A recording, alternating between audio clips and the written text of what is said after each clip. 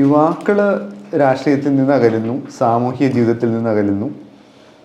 നമുക്ക് ആരാധന തോന്നുന്ന രാഷ്ട്രീയ നേതാക്കന്മാരില്ലാത്തതാണ് പ്രധാനപ്പെട്ട കാര്യം. നമ്മളെപ്പോഴാണ് ഇപ്പം എന്തുകൊണ്ടാണ് ഇവിടുത്തെ ഒരു തലമുറ ക്രിക്കറ്റ് കളിക്കാൻ വേണ്ടിയിട്ട് ചാടി ഇറങ്ങിയത്? സച്ചിനെ കണ്ടിട്ടല്ലേ റോട്ടിൽ കൂടെ പോകുന്ന ഓരോരുത്തർ. അതിന് മുമ്പ് കപിൽ ദേവ്, പിന്നീട് ഞാൻ നമ്മുടെയൊക്കെ ഒരു കാലഘട്ടം ഏകദേശം, അല്ലെങ്കിൽ ഇപ്പോഴത്തെ ഒരു 40 വയസ്സിന് താഴോട്ടുള്ളവരുടെ ഒരു കാലഘട്ടം എടുത്താൽ സച്ചിൻ സച്ചിൻ സച്ചിൻ എന്ന കുട്ടിക്കാലത്ത് ഒരു വിളിപ്പേരിലൂടെയാണ് വരുന്നത്.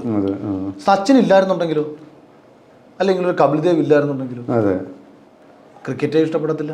എന്തുകൊണ്ടാണ് ഫുട്ബോളിനകത്ത് രാജ്യത്തൊരു വലിയ വികാരം, കേരളത്തിലുണ്ട്, പക്ഷേ രാജ്യത്തൊരു വലിയ വികാരം ഫുട്ബോളിൽ സൃഷ്ടിക്കപ്പെടാത്തത്?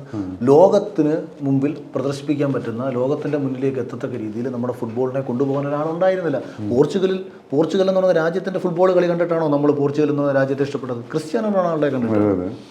അർജന്റീന പിന്നെ അവർ ഫുട്ബോളിൽ ഒരു വലിയ മികച്ച രാജ്യം തന്നെയാണ്. അവിടെ മെസ്സി ഉണ്ടെങ്കിലും ഇല്ലെങ്കിലും